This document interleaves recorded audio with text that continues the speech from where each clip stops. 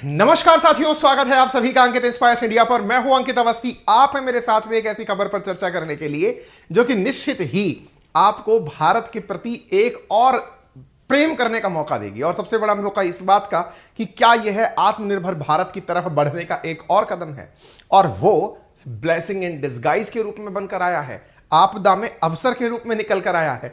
सारी बातें आज के सेशन में करेंगे, लेकिन इससे पहले आप जैसा कि देख रहे हैं कटिंग के अंदर कि अब भारत में बनेंगे विमान। रूस ने दिया प्लान। क्या है ये रूस का दिया हुआ प्लान और अचानक कैसे क्या हो रहा है? और सबसे बड़ी बात, जब रूस ने हमें प्लान दिया है तो अब ऐसी स्थिति में वो जो एयर इंडिया जो टाटा का प्रोडक्ट है और इंडिगो जो कि फिलहाल टर्किश एयरलाइंस के साथ में एयरबस और बोइंग लेने की बात कर चुके हैं, ये किस तरफ जाएंगे?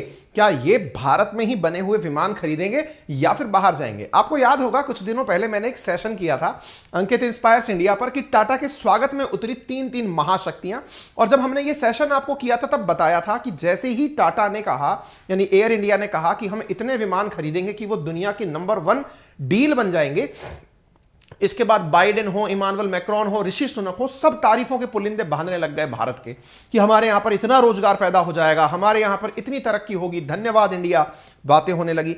फिर हमने दूसरा सेशन किया अपने नए channel RNA by Ankit Awasthi sir पर, जिसमें हमने बताया कि अब टाटा के बाद इंडिगो ने भी कहा है कि भाई हम भी 500 विमान का ऑर्डर ऑलरेडी दे रखे हैं। वो बात दूसरी है कि हमने अभी तक कहा नहीं है। ऐसी स्थिति में दोनों खबरें बैक टू बैक आई। इससे यह समझ में आया कि India to rule global sky. लेकिन आप में से बहुत से लोगों के मन में एक सवाल चल रहा था, और वो सवाल क्या था? सवाल यह था कि सर अगर ऐसा ही है तो भारत में विमान नहीं बनाए जा सकते क्या? क्योंकि आप लगभग 1000 विमान का ऑर्डर हो चुका है, 500 इसका, 470 इसका, लगभग 1000 विमान, 970 विमान है। 1000 विमान बनाने के लिए तो कंपनी को यहां आ जाना चाहिए, हमें बनवाने के लिए क्यों जाना चाहिए? रोजगार अगर देना ही है तो वहां क्यों दें? बनाना है तो यहां बनाओ, कंपनीज का सारा सामान उठवा के यहां ले आओ। इससे कम से कम भारत में रोजगार तो मिलेगा। हम अपने रोजगार के नाम पर यही क्यों माने कि जब हमारे पास विमान आ जाएगा तो हम विमान चलाने की नौकरी कर लेंगे, या उसमें फ्लाइट अटेंडेंट बन जाएंगे, या उसका मतलब जो ग्राउंड स्टाफ है वो बनेंगे। हम ये क्यों ना सोचे कि बनाने वाले भी हम हो? इस बात को शायद आप लोगों के मन की बात को रशिया समझ गया, और रशिया ने इस बात को समझते हुए फैक्ट्स के साथ इस बात को थोड़ा सा सबके सामने रख दिया है। क्या है? 2021 की अगर रिपोर्ट का आप हवाला देखें तो दुनिया के अंदर जितना भी फ्लाइट निर्माण का मार्केट है उसमें से $413 बिलियन का मार्केट, अकेला मार्केट बोइंग और एयरबस का है।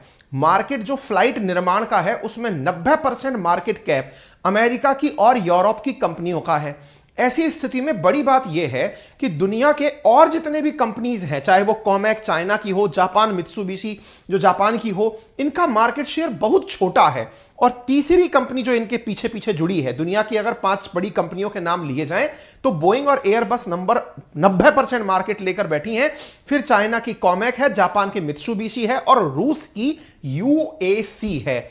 अगर इस नाम को आपने ध्यान से सुन लिया, रूस की यूएसी, इसे फोकस करके चलिएगा क्योंकि आज की सुर्खियों में इसी का नाम कई बार दोहराया जाएगा। सवाल यह बनता है कि यदि ऐसा है तो भारत में ही नौकरियां क्यों नहीं पैदा कर देती ये बड़ी कंपनियां? लेकिन इनके पीछे तो बहुत अच्छा कारण है, और वो कारण यह है कि ये नहीं चाहते कि हमारी टेक्नोलॉजी हमारे देश से बाहर कहीं जाए। इस बात को शायद रूस समझ गया, और सैंक्शन हिट रशिया ने भारत को कहा है कि वो सिविल जेट, देखिए जेट 2 तरह के होते हैं, फाइटर जेट जो युद्ध में काम आए, सिविल जेट जो अपन सिविलियंस की यात्रा में काम आए। तो उसने कहा है sanction hit Russia pitches manufacture of its civil jet in India. यह खबर प्रकाशित होती है द हिंदू में एक्सक्लूसिवली।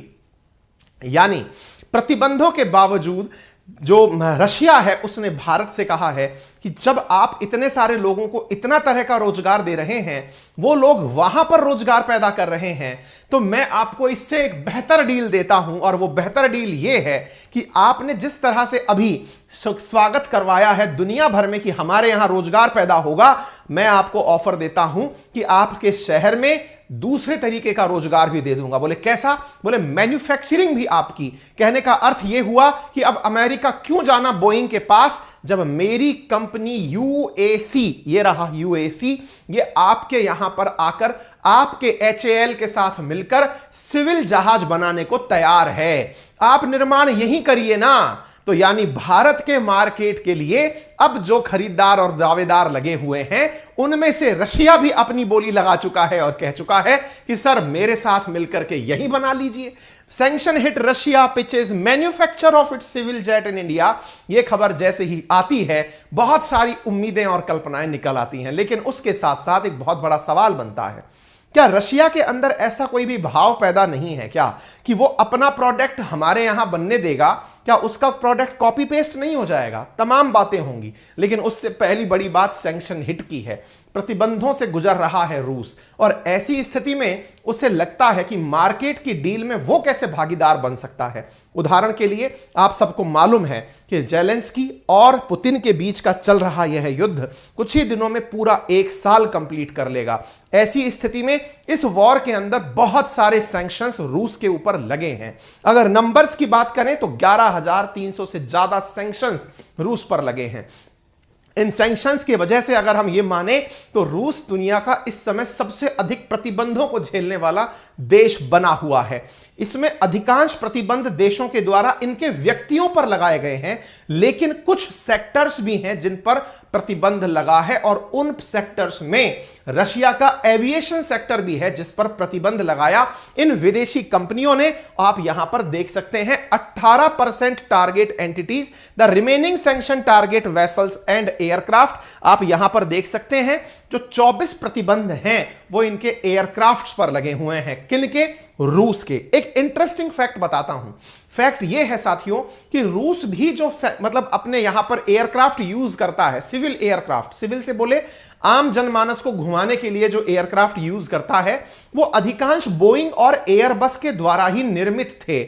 ऐसी स्थिति में एक प्रकार की डिपेंडेंसी रूस की अमेरिका और एयरबस यानी कि यूरोप पर थी, लेकिन प्रतिबंधों की आड़ में रशियंस को परेशान करने के लिए इन दोनों कंपनीज ने रूस को सहायता देने से इनकार कर दिया। यानी कहने का अर्थ यह है कि सैंक्शन करके रशिया को एयरबस और बोइंग ने अपनी मदद देने से इनकार कर दिया। कब? जब उनके एयरक्राफ्ट इस पूरे साल में सर्विस के लिए नए इंस्ट्रूमेंट मांग रहे थे। आपको ज्ञात होना चाहिए यदि आप घर में एक सिंपल बाइक भी रखते हैं तो साल भर के अंदर उसमें भी कुछ वियर एंड टियर का खर्चा आता है। आप जब फ्लाइट रख रहे हैं तो हो सकता है उसका भी कोई ना कोई खर्च आएगा, इसके भी कुछ कलपुर्जे डलेंगे, लेकिन कंपनियों के द्वारा इस पूरे युद्ध काल के अंदर रशिया को अपनी तरफ से मदद नहीं दी गई। यह खबर आप 10 जनवरी 2023 की देख रहे हैं। Russian aviation sector hit by slew of incidents in new year, Airbus and Boeing to halt supply और aircraft part to Russian airlines. यह 2 मार्च 2022 की खबर है। यदि आप यहां पर देख रहे हैं तो यह इस साल की खबर है कि प्रभावित हुआ है, और यह युद्ध शुरू होने के कुछ ही दिनों बाद की खबर है कि बोइंग और एयरबस के वजह से रशिया के एयरक्राफ्ट के जो पार्ट हैं वो बुरी तरह प्रभावित हुए थे। इसका मतलब निकालिएगा।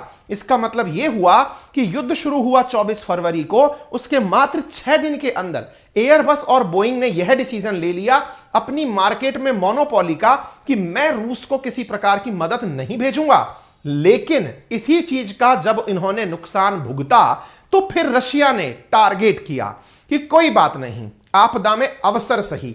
रूस ने खुद से अपनी कंपनियों से कहा कि आप लोग जब फाइटर जेट बना सकते हो, सुखोई जैसे, मिग जैसे फाइटर जेट बना सकते हो, तो फिर सिविल एयरक्राफ्ट क्यों नहीं?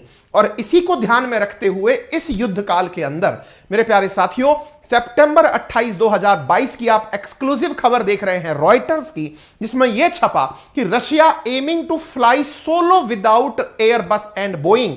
यानी रूस ने यह निर्धारित किया कि यदि तुम दोनों हमारे साथ नहीं आ सकते, कोई बात नहीं, हम अपना एयरक्राफ्ट चलाएंगे, हम अपनी कंपनियों से कहेंगे कि वो खुद का एयरक्राफ्ट बनाएं। आपको मैं याद दिला दूं, प्रथम विश्व युद्ध के बाद बड़ी मात्रा में इसी प्रकार के प्रतिबंध जर्मनी पर लाद दिए गए थे। उस समय हिटलर नहीं हुआ करता था। प्रथम विश्व युद्ध के बाद में जब जर्मनी पर बड़ी मात्रा में प्रतिबंध लादे गए थे तो जर्मन्स ने इसे अपने आत्मसम्मान से जोड़ लिया था, और इस वजह से प्रथम विश्व युद्ध 1918 में खत्म हुआ। प्रतिबंधित जर्मनी जो अपना बहुत बड़ा हिस्सा गंवा चुका था फ्रांस और ब्रिटेन के समक्ष, उनके लोगों के द्वारा दिन रात काम करके ऐसी ऐसी खोज की गई, ऐसी ऐसी डिस्कवरीज की गई कि वो सेकेंड वर्ल्ड वॉर के लिए सबसे ताकतवर देश बनकर निकला। उस दौरान सबमरीन्स, एयरक्राफ्ट्स, बहुत सारे तोप, तमंचे, बंदूक, जाने टेक्नोलॉजी, इतना विकास किया गया जर्मनी के द्वारा कि वो सेकेंड वर्ल्ड वॉर के दौरान, यानी कि अपने थोड़े ही समय के बाद में, युद्ध करने के लिए और तेजी से उठकर सामने आ खड़ा हुआ। कहने का अर्थ यह है कि उस बदले की आग ने, जिस प्रकार फिलहाल रूस पर इतने प्रतिबंध लाद दिए गए हैं कि वो दुनिया का सबसे ज्यादा प्रतिबंधित देश है, तो संभव है कि ये वाली जो इनकी प्रतिज्ञा है कि हम अपना काम खुद करेंगे, इस प्रतिज्ञा के पीछे भी मैं आपको बता देता हूं, इन्होंने टारगेट 1000 एयरक्राफ्ट का आने वाले 2 साल के अंदर रखा है कि हम अपने एयरक्राफ्ट बना लेंगे। आप इससे अंदाजा लगा लीजिए। तो ये ऐसा ही था जर्मनी के, मैं बता रहा हूं, इतिहास अपने आप को दोहराता है। जर्मन्स ने भी ऐसे ही काम किया था और सेकेंड वर्ल्ड वॉर में जब हिटलर बन के निकला था, वो पूरी तरह टेक्नोलॉजी से लैस था। हम ये तो नहीं कहते कि यहां पर हिटलर पनपने वाला है, लेकिन इन प्रतिबंधों से जब आदमी परेशान होगा तो कुछ नया पैदा करेगा, और इसे ही आपदा में अवसर कहते हैं। ऐसी स्थिति में एयरबस और बोइंग पर लगे हुए प्रतिबंध तो अपनी जगह थे, यानी ये तो मदद नहीं कर रहे थे, और इन्होंने डिसीजन ले लिया कि हम अपना कुछ पैदा करेंगे। इसी क्रम में रशिया के एविएशन सेक्टर ने अपना काम करना शुरू किया और याद आई भारत की। भारत की याद क्यों आई कि आप भी तो इन दिनों एयरबस और बोइंग पर निर्भर होने जा रहे हैं। यदि आपको वाकई में चाहिए कि आप इंडिपेंडेंस रखें, तो आप अपने 900 से अधिक, 1000 के आसपास एयरक्राफ्ट इन दोनों ही देशों से क्यों खरीद रहे हैं, इन दोनों कंपनियों से क्यों खरीद रहे हैं। रशिया ने भारत की तरफ हाथ बढ़ाया और ऑफर दिया कि आप जश्न तो खूब मना रहे हैं, क्यों ना हम और आप मिलकर आप ही के देश में, क्योंकि आपके देश में यह डिमांड उठी है। क्या डिमांड उठी है कि हम इतना सारा रोजगार अमेरिका में क्यों दें, हम इतना सारा रोजगार यूके में क्यों दें। हमारे ही देश की जरूरत पूरे करने के नाम पर अमेरिका और यूके और फ्रांस जैसे लोगों की जिंदगी क्यों बेहतर हो। हमारी आवश्यकताएं हैं। आत्मनिर्भर भारत कहां चला गया। आत्मनिर्भर भारत है तो मैन्युफैक्चरिंग के लिए या तो बोइंग और एयरबस को भारत बुलाओ, और अगर नहीं बुला सकते तो क्यों ना इस ऑप्शन पर काम करो। क्योंकि रूस ने भारत को ऑप्शन दिया है कि यदि आप मेरे साथ काम करेंगे तो मैं आपके HAL के साथ, हिंदुस्तान एरोनॉटिक्स लिमिटेड के साथ मिलकर के अपने द्वारा नए एयरक्राफ्ट बनाकर दे सकता हूं, और उन विमानों के अंदर मैं सुखोई सुपरजेट 100 आपको बनाकर तुरंत दे सकता हूं। सुखोई सुपरजेट 100 क्या है? एक ऐसा फाइटर एयरक्राफ्ट जो फाइटर नहीं है, असल मायने में ये कैरियर है, सिविल है। सुखोई हम लोग फाइटर के नाम से जानते थे, सुखोई एक कंपनी का नाम है। इसके द्वारा इन दिनों एक और प्लेन बनाया जा रहा है जो सिविल क्राफ्ट है, सिविल कार्गो है, सिविल विमान है, और इसके अंदर सुखोई सुपरजेट 100 यानी 100 लोगों को बिठा के ले जाने की इसमें क्षमता है। तो बोले हम आपको यह बनाने की काबिलियत देते हैं, आप HAL से कहिए वो हमारे साथ मिलकर बनाए, और एक ऑप्शन देते हैं, यदि आपके देश में कोई भी ऐसा व्यक्ति है जो प्राइवेट पार्टनर के रूप में हमसे जुड़ना चाहता है और चाहता है कि वो भी एयरक्राफ्ट बनाने में बोइंग और एयरबस की तरह ही काम करे, तो हम उसका भी वेलकम करते हैं। अगर ऐसी बात होती है तो निश्चित ही भारत के लिए बहुत सकारात्मक होगी। फिलहाल के लिए मैं आपको एक जरूरत की और जबरदस्त काम की चीज बता रहा हूं। आपको कुछ सेशन पहले मैंने किताब कैसे पढ़ें यह सिखाया था। अब मैं आप लोगों को एक आज और रिकमेंडेशन दे रहा हूं। आप में से बहुत सारे लोग ऑलरेडी कुकू FM डाउनलोड कर चुके होंगे। जो कर चुके हैं उन्हें एक बुक का रिकमेंडेशन है, और जो नहीं करे हैं वो कर लें, यह सजेशन है। क्या? पर्सनालिटी डेवलपमेंट कोर्स, ये किताब है जिसमें आप रोजाना अपने द्वारा 1 घंटा निकालकर इस किताब को 1 घंटे के लिए सुने, चैप्टर वाइज चैप्टर सुने, और जो इस किताब में आपको सजेशंस दिए गए हैं उन्हें अप्लाई करें। कितने की है ये किताब? ये 1000-2000 की नहीं, मात्र 99 रुपीज की किताब है। मेरा रेफरल कोड अंकित 50 लगाने पर यह 49 रुपीज की किताब नहीं, इसके साथ 10,000 और किताबें भी सुनने के लिए उपलब्ध होती हैं। यदि आपको चाहिए कि यह किताब आप सुने, तो इस किताब के लिए कमेंट बॉक्स में मैंने एक लिंक दिया है जो आपकी पर्सनैलिटी को ग्रूम करेगा। पर्सनैलिटी में बहुत सारे तरीके हैं जो अक्सर हम बोलते हैं ना, पब्लिक स्पीकिंग कैसे करें, अच्छी ड्रेस तरीके से कैसे पहने, महिलाओं के साथ सभ्यतापूर्वक व्यवहार कैसे करें, बुजुर्गों के साथ क्या व्यवहार करें, कंपनी में इंटरव्यू देने जाएं तब क्या बोलें, टेबल खाना खाते समय क्या मैनर्स रखें। इस तरह के फीचर्स इस किताब में सजेस्ट किए गए हैं, आप इसे जरूर सुनिएगा, निश्चित ही आपको यह व्यवहारिक परिवर्तन देगा। इतना ही नहीं, यहां पर बहुत सारी और भी किताबें हैं जिन्हें आप प्रॉपर तरीके से सुन सकते हैं। इतना ही नहीं, आप यहां पर अपने एफएम के सब्सक्रिप्शन को 1 महीने की कॉस्ट मात्र 49 रुपए में प्राप्त कर सकते हैं, जो कि कम है कई चीजों से, एक बर्गर की प्राइस से, एक कॉफी की कीमत से। मैं ये बोलता हूं कि 49 रुपए नॉलेज के लिए 1 रुपया प्रतिदिन के आसपास, 1.25 रुपया के आसपास पड़ता है। आप इसे यूज करें, क्योंकि इसकी वजह से आप बहुत सारे नॉलेज को अपने साथ प्राप्त कर पाएंगे। Use my referral code Ankit 50, link comment box में दिया हुआ है। आगे बढ़ते हैं। तो जब मैंने आपसे यह कहा कि सैंक्शन हिट रशिया ने भारत को बनाने की बात कही है, जिसके पीछे का बड़ा कारण है कि उनके ऊपर, खुद के ऊपर संकट आया हुआ है, उनके एयरक्राफ्ट को अमेरिका और जो यूरोप है वो मदद नहीं कर रहा है, और रशिया कहता है कि हम अपना खुद बनाएंगे, तो इस बीच में एक जानकारी निकल कर आती है कि इनका असल में ऑफर देने वाला व्यक्ति कौन है। आपने पहले ही पेज पर एक लाइन लिखी देती थी जिसका नाम था यूएसी। यूएसी रशिया की एक कंपनी है, उसके डायरेक्टर जनरल जिनका नाम है स्लाइसर, इन दिनों इंडिया आए हुए थे। कब आए हुए थे? एरो शो के दौरान। आपको याद होगा, हमने एरो शो के दौरान 13 से लेकर 17 तारीख के बीच में जो बेंगलुरु के अंदर याराहंका करके जो एयरपोर्ट है, जो एयरबेस है, वहां पर जो एरो शो हुआ था, उसमें बताया था कि रूस के, अमेरिका के बहुत सारे एयरक्राफ्ट इंडिया आए हुए हैं। उस दौरान यह व्यक्ति भी इंडिया आया था। उन दिनों इंडिया में एक क्रेज था, क्या तारीफें हो रही थी कि टाटा ने बहुत बड़ी डील कर दी, एयर इंडिया ने बहुत बड़ी डील कर दी। यह व्यक्ति रुका रहा, इसने उस चीज को एनालाइज किया और इन्होंने तुरंत इंडिया में एचएएल के सामने यह प्रस्ताव रख दिया। क्या रखा कि आप इतना खुश किस बात पर हो रहे हैं? एक सिविल क्राफ्ट बनाने के लिए, एक सिविल मतलब प्लेन बनाने के लिए आप कंपनी ऑफर दूसरे को दे रही है, अपन मिलके बनाते हैं। और यह व्यक्ति स्लाइसर जो है, जो कि यूएसी का डायरेक्टर है, यह इंडिया को ऑफर देकर चला गया। आपको याद होगा जब मैंने यह सेशन कराया था 16 फरवरी को, मैंने किया था 15 फरवरी की न्यूज के ऊपर एरो शो के अंदर कि भारत को रिझाने में दुनिया जुटी हुई है। यह अपने नए चैनल पर, जिसका नाम था RNA by Ankit Awasthi sir, जिसका हमने आपको काफी बार जिक्र किया है, हाल ही में 16 तारीख से सेशन शुरू हुए हैं। इस चैनल पर हमने ये सारी जानकारी आपको दी थी। हर देश हमको अपने अपने ऑफर दे रहा था। उस दौरान हमने आपको यह कहा था कि रूस ने हमसे कहा है कि वो सुखोई 57 साथ ही साथ चेकमेट जैसे एयरक्राफ्ट बनाने की सुविधा देगा, लेकिन वो व्यक्ति रुककर हमें एक और ऑफर दे गया। और वो क्या बोला कि मैं आप लोगों के साथ जुड़ करके यहीं पर निर्माण कार्य करना चाहता हूं। आपके दिमाग में एक प्रश्न बनना शुरू होगा। प्रश्न ये है, ये अचानक समझ में आया है इनको कि जब हमने ऑर्डर कर दिए, इससे पहले नहीं समझ में आ सकता था? या पहले ही हमसे नहीं कह सकते थे? कह सकते थे। फिर क्या लॉजिक है, आइए मैं बताता हूं। देखिए साथियों, हुआ क्या, आपको याद होगा हमने एक सेशन किया था। सेशन हमने हर न्यूज पर किए हैं और वो सारे आपस में कनेक्ट होते हैं। ये कनेक्टिंग डॉट थ्योरी पर आधारित होते हैं हमारे सारे सेशन। इन्हें आप फ्लो में सेट कर सकते हैं।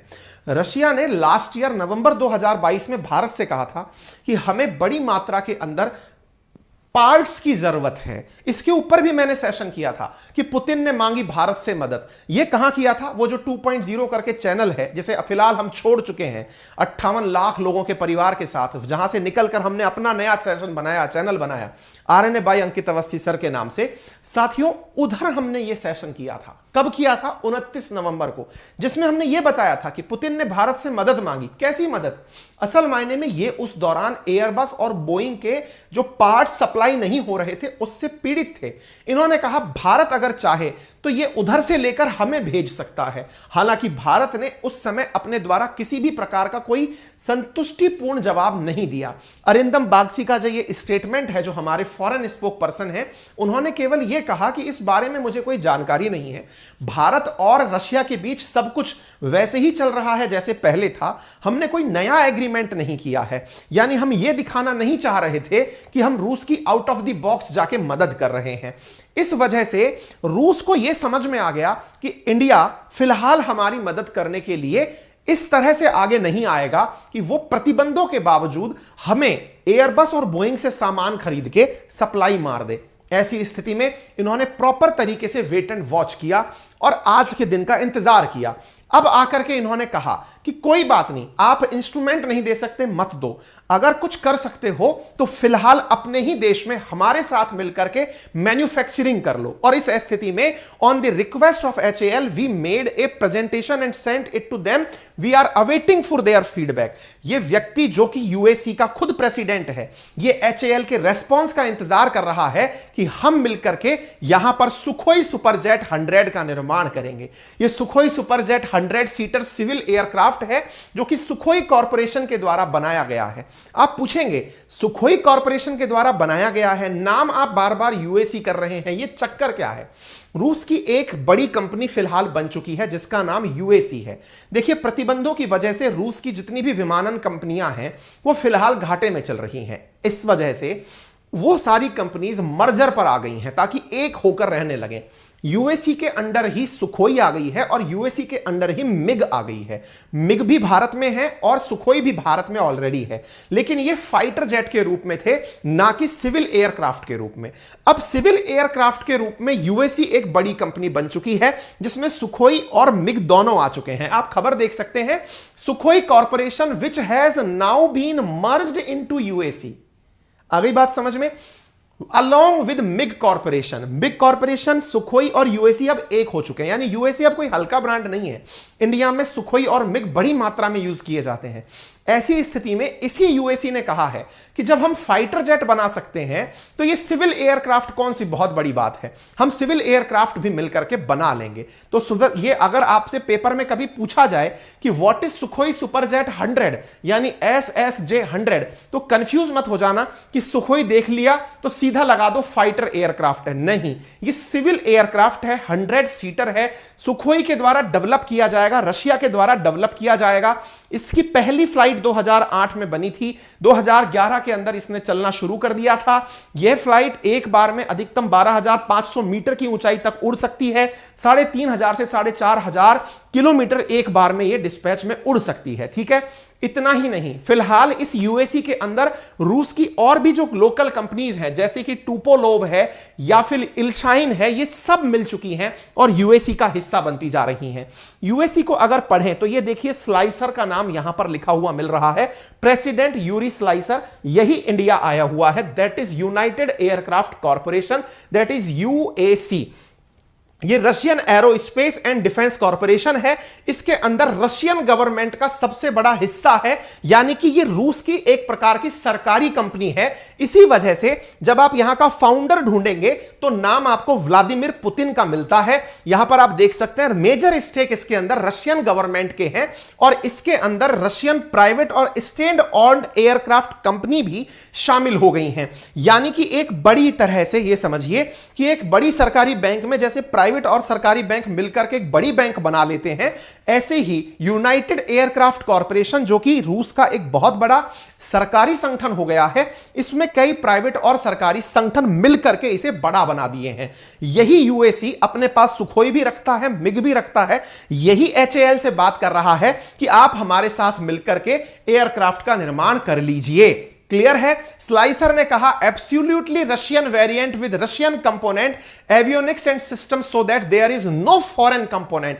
हम इसमें कोई भी विदेशी सामान नहीं लगाएंगे, हम पूरी तरह से इसमें रशियन सामान लगाकर आपको बनाकर देंगे। इसी वजह से भारत के अंदर यह बात बहुत ज्यादा इंटरेस्ट के साथ ली जा रही है, क्योंकि यह कंपनी खुद कह चुकी है कि आने वाले 2030 तक हम खुद 1000 नए एयरक्राफ्ट निर्माण खुद से कर लेंगे। यह सोचकर देखिए, इस देश ने, रूस ने अपने ऊपर लगे प्रतिबंधों का प्रतिकार कैसे किया कि हम अपने दम पर 1000 नए एयरक्राफ्ट बना लेंगे। आप पूछेंगे क्या हमें वाकई में 100 सीटर की जरूरत है? अरे भाई, जब 100 सीटर बन जाएगा तो 150 सीटर भी बन जाएगा, 200 सीटर भी बन जाएगा। यह दिमाग किस चीज पर लगा रहे हैं अब वो सुनिएगा। असल मायने में ये 100 सीटर का प्लान इंडिया के लिए लेकर आए हैं, सुखोई सुपरजेट 100। उसके पीछे का बड़ा कारण क्या है? देखिए, चाहे इंडिगो हो चाहे टाटा हो यानी एयर इंडिया हो, ये भारत के लिए 472 या 470 और 500 एयरक्राफ्ट भले ही खरीद रहे हो, लेकिन सबसे बड़ी बात यह है कि भारत में जो उड़ान स्कीम आई है, उड़े देश का आम नागरिक, वो असल में बड़ी सिटीज के लिए तो कारगर है ही, बड़ी से छोटी टाइप 2 और टाइप 3 सिटी को कनेक्ट करने के भी काम आएगा।